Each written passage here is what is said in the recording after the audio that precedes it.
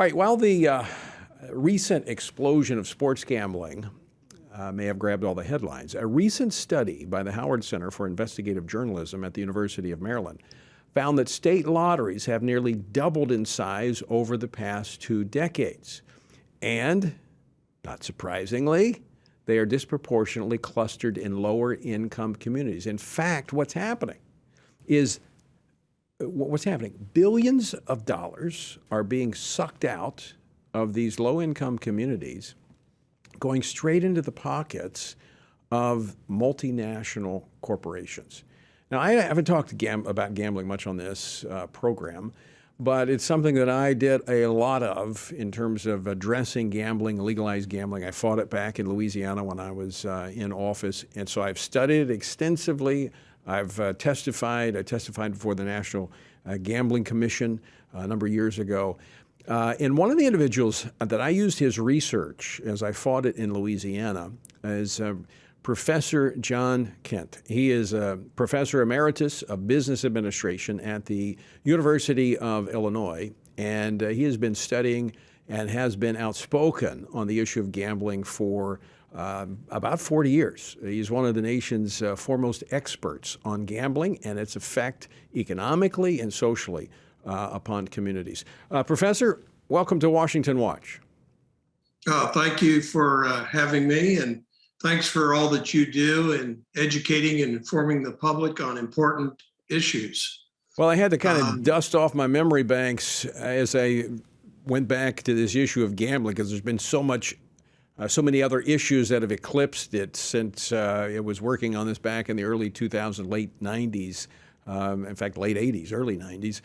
But the lottery, and I've always been a strong opponent of the lottery. I mean, I oppose all gambling, but this one in particular, because it's state-sponsored. And so what you have states that are sponsoring, saying this is going to education. And this study I thought was pretty interesting, because it says they're preying upon poor people, and they're sucking money out of low-income communities. And where are the politicians decrying this, saying this is radical racial economic injustice? Yeah, well, you're from Louisiana. As you recall, one of the major national lotteries 100 plus years ago was the lottery out of Louisiana, right, sponsored by former Confederate General P.T. Beauregard. Yep. And it was so corrupt, and people were being cheated right and left, that in fact, the US Congress passed a federal law, said, wiping the slate clean, said no more lotteries. Well, what they did is they made it illegal to buy lottery tickets through the mail, which was right, the means by which they sold those tickets. They moved to Honduras, continued to operate. But as a result of that, that was kind of the second major wave of gambling. And I know you know this, but it eliminated lotteries all across the country until 1964, when I believe it was New Hampshire began the first lottery. And now we have, I think, all but 5 states have lotteries now. Yeah, and the governor of the first lottery back in 1964 was so upset when he was forced to sign it into law that the rumor is that he went into the men's room and signed the lottery into law in the men's room to show his disgust with it. But it makes poor people poor. I was just looking at a lottery ad here from Washington, D.C. It's the D.C. lottery, and it has a big picture of Martin Luther King. It says, to honor his dream, we must live his legacy. Now, how cynical is that? And you're making poor people poor. All the research shows that. And by the way, over my shoulder here, you can probably see the National Gambling Impact Study Commission that you were talking about, plus volumes of red books and studies that show that this just makes poor people poor. And if I have a full-page ad here out of the Boston Globe from several years ago, and I will hold it up. I know that's not the greatest thing to do, but basically you can see all the writing in one column, and it says Plan A, work hard, get an education, get up every morning. After 30 years, you may have a retirement plan. And on the other column, it says Plan B, play the lottery. And this was so outrageous that 64 legislators in the Massachusetts legislature wrote to the lottery and said, we don't want to see these types of ads anymore. But the philosophy, this is the philosophy that's being used. This is legalized government fraud. And the U.S. National Gambling Impact Study Commission, before which you and I testified under oath, just savaged the lotteries. And there were plenty of gambling people as commissioners on this commission. As a matter of fact, 4 out of the 9 commissioners were straight from the gambling industry. Mm-hmm. And they unanimously concluded at the end that there should be a moratorium on the expansion of any type of gambling anywhere in the United States. I would also point out one other thing here. Again, this is a Newsweek. This shows how kids are being targeted. And this is from a few years ago, but we now have 6 to 11% of kids who are showing a gambling addiction, problem gambling symptoms. Mm-hmm. And I've heard ministers call this an involuntary tithe of our children to the idols of gambling.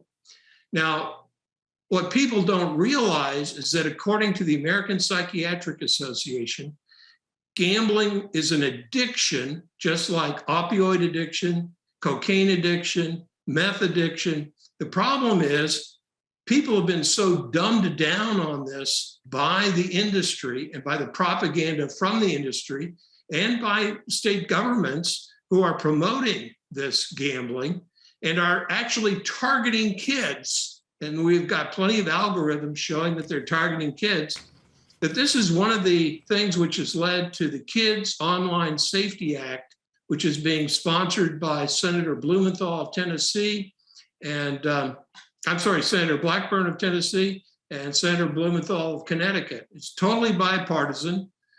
We have people on the left and the right. This is simply good public policy to protect kids, and to protect the economy. Right, and I mean I've seen it. I've seen the ugly side of it in Louisiana back when I fought that. But I'm against all gambling, so let me just be very clear about that. I'm against it for economic reasons. I'm also against it for moral reasons. I'm against it for every reason. But what is most appalling when you look at all the forms of gambling is the state-sponsored gambling like we see in the lotteries. And it has the worst odds of all the forms of gambling. And so they know who they're preying upon, and we see who uses or who plays the lottery. It's people that most of them are high school dropouts, don't have an education, and they're enticed by these advertisements. It should be criminal what these states are doing.